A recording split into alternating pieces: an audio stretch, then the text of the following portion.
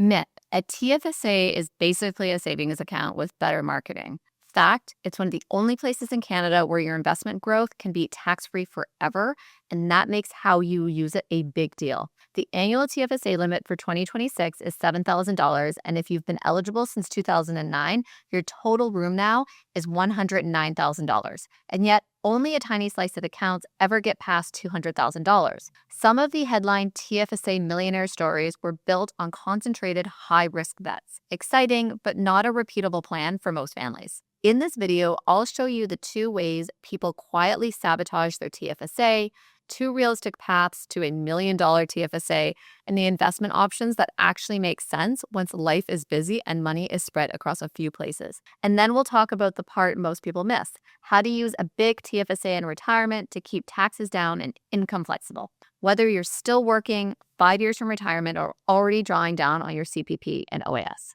If you're new here, welcome. I'm Jacqueline Ozdemir, a financial advisor with the Ferguson Financial Planning team. Day to day, I sit with Canadian families who are doing all the right things and still feel like their accounts are a bit scattered. Their taxes are a bit annoying, and their TFSA is either parked in cash or used for random side bets. And honestly, both can quietly cost you years. So in today's video, we're going to make the TFSA plan simple and usable. I'll walk you through 2 common TFSA mistakes and the math behind 2 realistic paths to $1 million and 5 practical things you can actually own inside the account. Then we'll shift to retirement: how to pair TFSA withdrawals with RRSP or RRIF income, and how to bucket your TFSA and coordinate CPP and OAS for flexibility. If this is helpful, hit like, drop a comment, subscribe, and turn on notifications. Okay, let's get into it. Let's start with the quiet mistake, because it's the one that doesn't feel like a mistake. It feels responsible. You open a TFSA, you put money in, and it sits in cash or a high-interest savings account or is rolled into GICs. No drama, no bad headlines, and if you've got a busy life and a lot of moving parts, I get the appeal. But here's the thing: a TFSA was never meant to be a glorified savings account. It's a tax shelter, and a tax shelter is most valuable when there's growth to shelter. The CRA is very clear on this. In the TFSA guide for individuals, they list a wide range of qualified investments you can hold inside a TFSA. We're talking things like exchange-traded funds, ETFs, mutual funds, publicly traded stocks, bonds, and GICs. So yes, you can hold cash, but you can also hold a proper portfolio. Now, why does this matter? Because time plus low returns is a bit of a slow leak you don't notice until it's too late. Let's use a straightforward example. Say you've built your TFSA to about $95,000. You keep adding $7,000 a year and you park long-term at about 2%. Nothing wrong with 2% for short-term parking, but over decades, it's not a wealth plan. With that setup, it takes about 57 years to reach $1 million.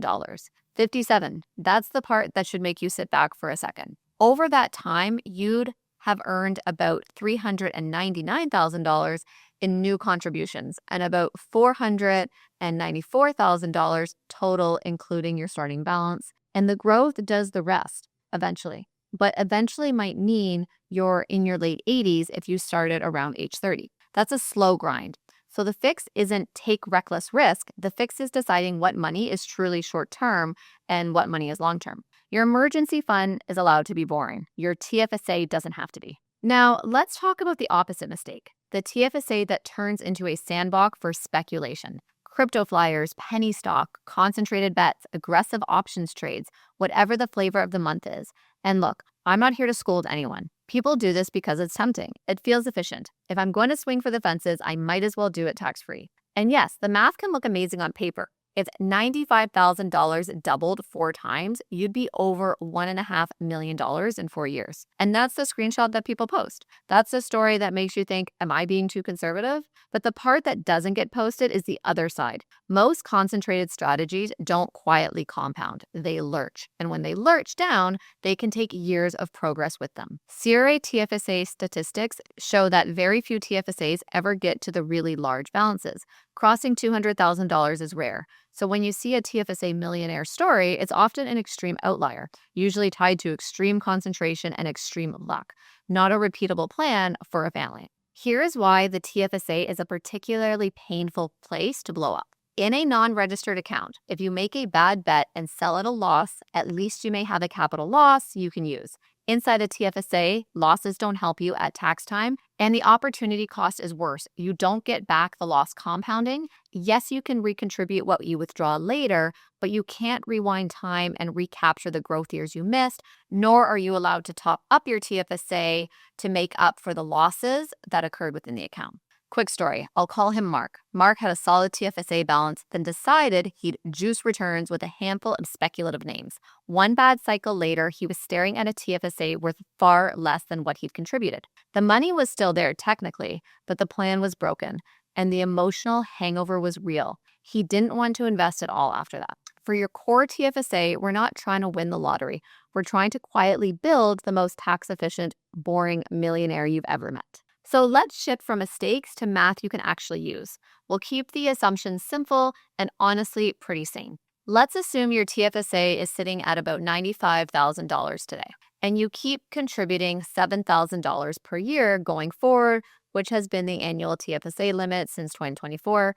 Side note, the limit tends to rise over time with inflation, but we'll ignore that and just use $7,000 so we don't accidentally make this sound easier than it is. Path 1 is a growth-focused TFSA. Think broadly diversified equities held for the long haul, not a handful of stocks you feel good about. A real mix across markets and sectors. If we assume a long-term return of about 7% per year, the timeline to $1 million is roughly 26 years. Let's walk through what that means in plain language. Over 26 years, your new contributions add up to about $182,000 because it's $7,000 a year every year. Add your starting $95,000 and your total contributions are around $277,000. The rest of the $1 million is growth.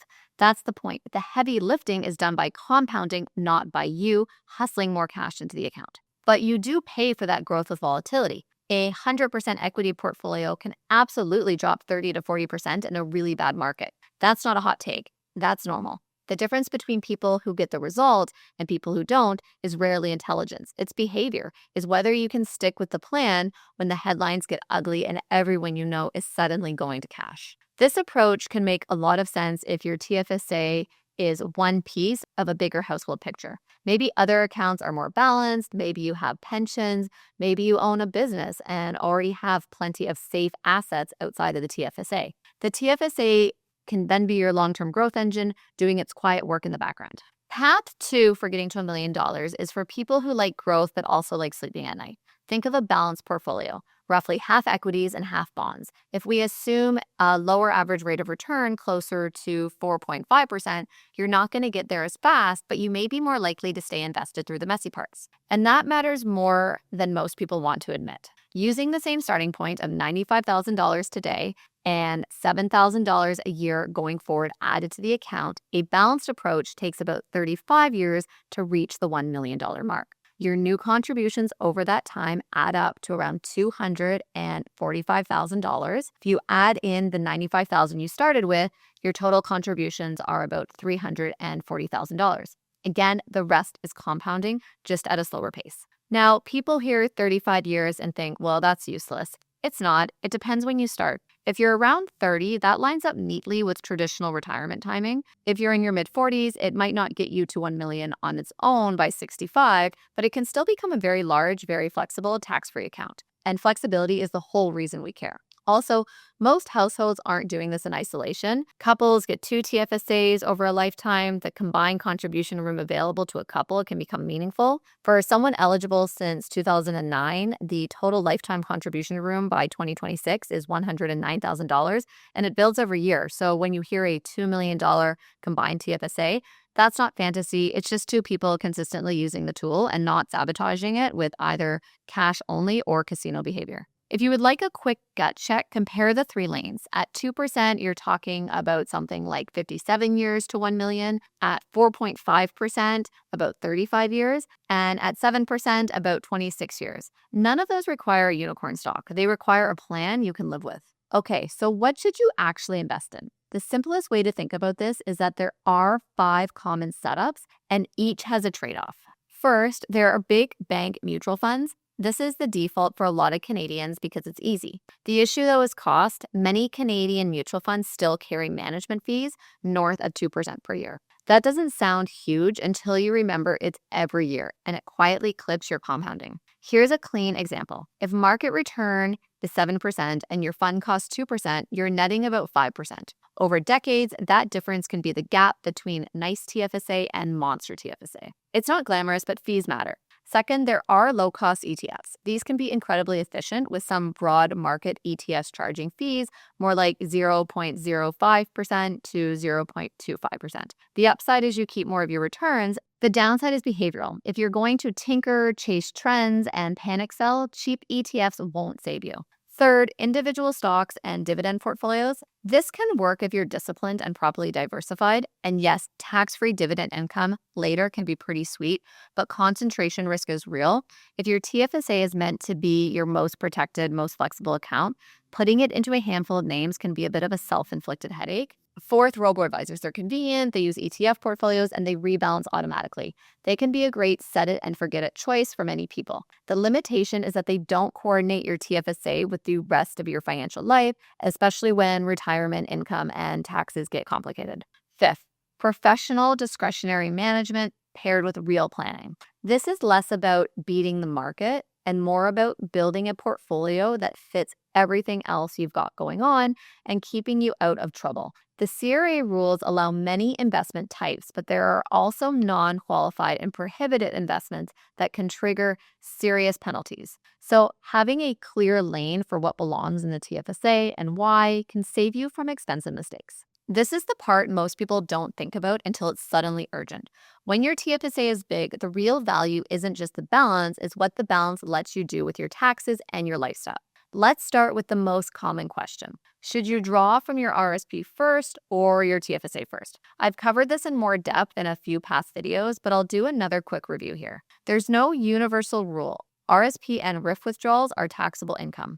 TFSA withdrawals are tax-free and don't count as income for income-tested benefits like old age security. That's a big deal once OAS clawbacks enter the picture. In 2026, the clawback starts when net income is above roughly $93,454, and it fully clawbacks OAS for ages 65 to 74 at around $151,668. So often a practical approach is to smooth taxable income on purpose in your 60s. You might draw some RSP or RRIF income earlier at a moderate level to avoid forced into huge RRIF withdrawals later on at age 72. Then you use your TFSA as your flexible top-up. Big trip, new car, helping a kid with the down payment. TFSA can cover that without pushing you into a higher bracket or triggering more clawback. Now layer in a bucket idea inside the TFSA. Think short-term money for the next couple of years in cash-like holdings, medium-term money in more balanced investments, and longer-term money in growth. Why bother? Because it stops you from selling equities in a market drop just to fund spending. You're basically giving yourself a buffer. Finally, coordinate this with CPP and OAS timing. Maximum CPP at age 65 in 2026 is around $1,570 a month, although most people get less, with the average closer to $848 a month. OAS at 65 is roughly around the mid-700s per month, and more if you're over 75. If you retire early, say around 60, you may choose to delay CPP and OAS to get larger inflation-adjusted benefits later on. And what funds that gap? Often a mix of RSP withdrawals and TFSA withdrawals, with the TFSA giving you the cleanest control over your taxable income. A $1 million TFSA isn't just a big number on a statement.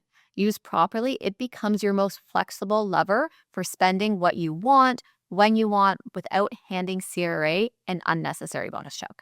So here's what we covered. A TFSA isn't extra savings. It's a tax shelter, and that shelter is only valuable if you actually let money grow inside of it. The two easy ways people wreck the plan are parking it in cash for decades or treating it like a casino and learning the hard way that TFSA losses don't give you any sort of tax break and potentially help you lose contribution room. The more realistic path is boring on purpose. Pick a diversified mix you can stick with, either more growth-focused or more balanced, and keep adding consistently if you can. Keep an eye on fees because a small extra cost every year quietly steals compounding. And the big win, a larger TFSA gives you tax control later. You can top up spending without creating taxable income, smooth withdrawals, and avoid benefit clawbacks. In Mark's case, his shift wasn't better stocks, it was a better structure. That's the real upgrade. So if there's one takeaway, it's this. Your TFSA works best when it's built for steady, tax-free growth and then used as a real tax control tool later. Now I'm curious, which TFSA trap is the bigger risk for you right now? the It's Basically Cash TFSA or the Side Bet TFSA. Drop it in the comments and tell me what you're trying to use your TFSA for. And if you're at the point where you don't want to do it yourself, you want a coordinated plan that's actually implemented, monitored, and tied into your retirement withdrawals, CPP, OAS timing, and tax plan, that's what our team does. Use the link in the description to book an introductory call to see if we're the right fit to take this off your plate. If this helped, please hit like, subscribe, and don't forget to turn on notifications. Thanks for watching, and I'll see you in the next video.